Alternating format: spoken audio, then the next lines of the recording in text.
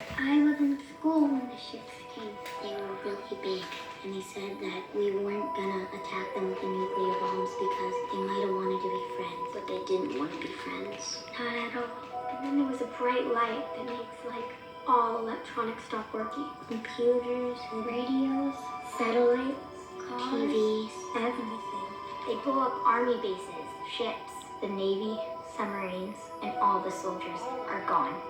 Now moms and dads have to fight. After that, they blew up all See the nuclear weapons?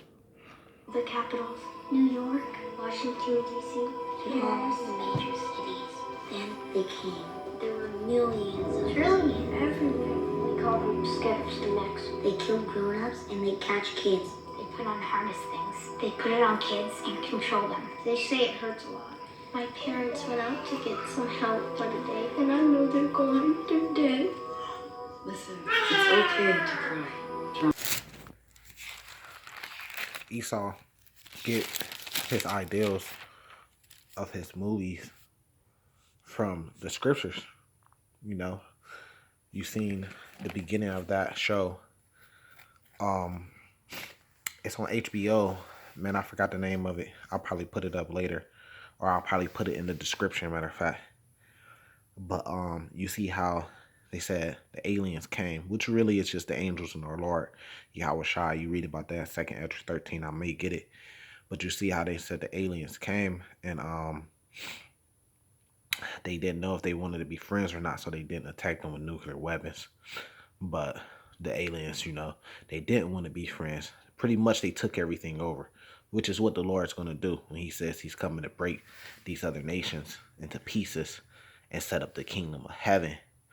But as you've seen through one of those, I called it out, one of those clips, they have showed the nuclear weapons actually being used to burn up and destroy everything. You know, and this is where you get Revelation chapter 12, verse 7. I don't know if you can see it, but it says, and there was a war in heaven. Michael and his angels fought against the dragon, and the dragon fought and his angels and prevailed not.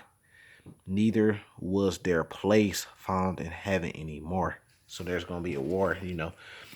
The people of this earth right now, which is the devil and his angels, the militaries, come together to fight against the Lord when he comes back in the sky to try to stop him. Here, let me jump real quick right here. Since I'm doing this, I might as well get a couple scriptures. Daniel chapter 2, verse 44. It says, And in the days of the kings shall the God of heaven set up a kingdom which shall never be destroyed, and the kingdom shall not be left to other people, but it should break in pieces and consume all these kingdoms, and it shall stand forever. Because the kingdom is only going to be left to the Israelites. The Israelites are going to be beamed up in these so-called UFOs, which are chariots of Israel, and come back down. It's not going to be little green monsters like you seen on that movie that I seen. It's going to be the elect of Israel that's going to come back down and destroy the nations. And yeah, we're going to take their kids and stuff like that, and we're going to take them into slavery, you know. And it is a good thing that they said their kids, they took the kids and pretty much put them into slavery and bondage, but they killed all the adults, because it kind of sounds like this in Isaiah 60. Isaiah chapter 60, verse 10. And then the sons of the strangers, which really just mean that when we in the kingdom, the descendants of the other nations are going to build up our walls, and their kings shall minister unto thee. For in my wrath I smote thee, but in my favor have I had mercy on thee. Therefore thy gates shall be open continually. They shall not be shut day nor night, that man may bring into thee the forces of the Gentiles, and that their kings may be brought. For nation and the kingdom that will not serve thee shall perish. Yet those nations shall utterly be wasted. So this is where Esau is getting his ideas for his movies at. You know, what was the, that one always slipped my head. The one with Will Smith in it, and the world's gonna be taken over. Independence Day and Independence Day 2. They got that ideal from the scriptures, you know. So it's just we just showing you. I'm just showing you how they get their ideas from the scriptures, and they pretty much showing you in the scriptures what's going to happen.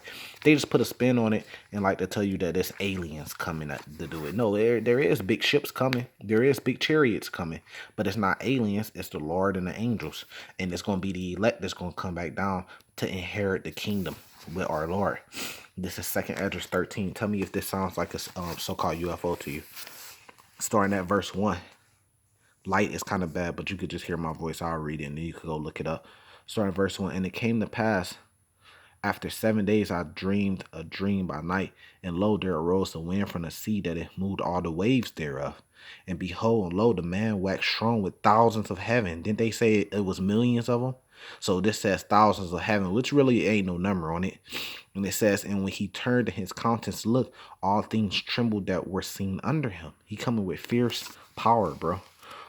It says, and whensoever the voice went out of his mouth, all they burnt that heard his voice. So you go back to the beginning of this video, you see that it was a lot of fire. A lot of things was getting burnt up and destroyed. Like as the earth felleth when it filleth the fire. And after this, behold, lo, there was gathered together a multitude of men out of the number from the four winds of heaven to subdue the man that came out of the sea. It says, but I beheld, and lo, he had graven him a great mountain and flew upon it. So a great mountain, and he was flying upon this mountain. Doesn't that sound like a gigantic mothership UFO, what they say, but we call it a fathership? Doesn't it sound like a gigantic UFO? He graved himself a great mountain. So Ezra during this time didn't know anything called UFOs. So what they would call it was, it looked like a gigantic mountain that he was flying upon. But today we call it UFOs. It says, and I would have seen the region or place where the hill was graven, and I could not, because he couldn't see the ends of it. He couldn't see if the mountain was coming out the ground, because it wasn't. It was coming out the sky. And after this, behold, and lo, all they which were gathered together to subdue him was sore afraid, but yet did fight. So Esau is telling you in these movies that, look, there's going to be a great war. There's going to be a great fight. Religion told you that it's some spiritual demon, Satan, versus, our Lord. No, that's not true.